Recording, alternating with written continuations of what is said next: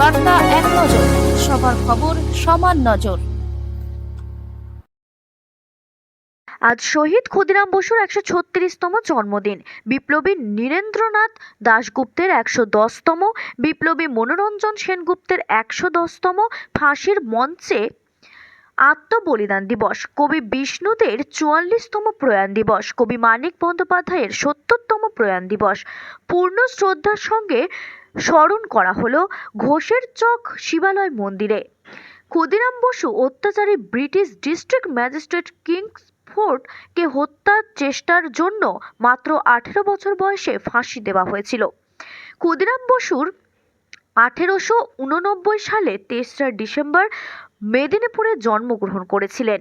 বুড়ি মালামের যুদ্ধে অংশ নেওয়া বিপ্লবী নীরেন্দ্রনাথ দাশগুপ্ত মাত্র ২৩ বছর বয়সে এবং বিপ্লবী মনোরঞ্জন সেনগুপ্তকে মাত্র ১৭ বছর বয়সে ১৯১৫ সালের ৩রা ডিসেম্বর আজকের দিনে বালেশ্বর সেন্ট্রাল জেলে ফাঁসি দেওয়া হয়েছিল।